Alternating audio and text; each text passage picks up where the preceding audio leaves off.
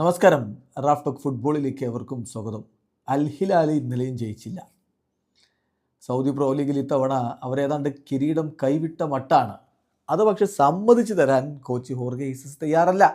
ഇന്നലെ മാധ്യമങ്ങൾ അത് പറഞ്ഞപ്പോൾ അയാൾ തട്ടിക്കയറുകയാണ് ചെയ്തത്. ആരാ പറഞ്ഞ ഞങ്ങൾക്ക് കിരീടം കിട്ടില്ലെന്ന്, ഞങ്ങളെല്ലാം തീർന്നു എന്ന് ആര് പറഞ്ഞു എന്നൊക്കെ ചോദിച്ചുകൊണ്ട് അദ്ദേഹം തിരിച്ച് തട്ടിക്കയറുകയാണ് ചെയ്തത്. ഇന്നലെ അൽ ഹിലാൽ വേഴ്സസ് അൽ ഷബാബ് മത്സരം അൽ ഹിലാലിൻ്റെ മൈതാനത്ത് 2-2 സമനില.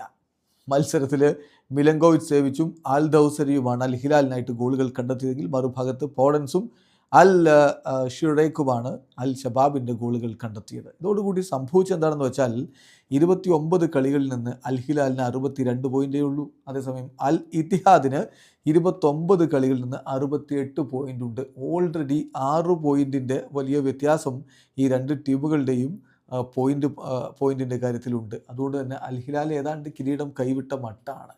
അതാണ് മാധ്യമങ്ങൾ ഇന്നലെ അദ്ദേഹത്തോട് ചോദിച്ചത്. അതിനുള്ള ഹോർഗെ ജീസസിൻ്റെ മറുപടി ഒന്ന് നോക്കുക. ഞങ്ങൾ ഇതുവരെ ഒരു ചാമ്പ്യൻഷിപ്പിൽ നിന്നും പുറത്തായിട്ടില്ല, തോറ്റു മടങ്ങിയിട്ടില്ല.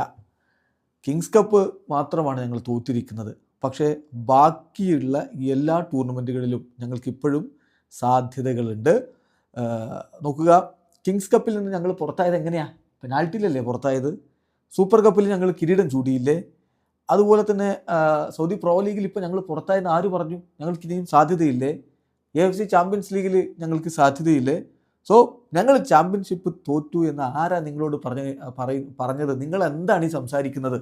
ഇതാണ് ഇപ്പോൾ ഹോർഗെ ജീസസിൻ്റെ ഒരു മറുപടി. എന്തായാലും ഹോർഗെ ജീസസിൻ്റെ ഭാവി അൽ ഹിലാലിൽ എന്താകും എന്നുള്ളത് കണ്ടറിയണം. ഒരു പക്ഷേ അദ്ദേഹത്തിൻ്റെ സ്ഥാനം അവിടെ നിന്ന് ഒഴിവാക്കി ബ്രസീലിയൻ ദേശീയ ടീമിൻ്റെ കോച്ചായേക്കുമെന്നുള്ള വാർത്തകൾ ഒരു ഘട്ടത്തിൽ ബ്രസീലിയൻ മാധ്യമങ്ങൾക്ക് കൊടുത്തിരുന്നു. പക്ഷേ ഇപ്പോൾ വീണ്ടും ആഞ്ചലോട്ടിയുടെ പേര് തന്നെയാണ് സജീവമായി ഉയർന്നു കേൾക്കുന്നത്. വീഡിയോ അവസാനിക്കുന്നു.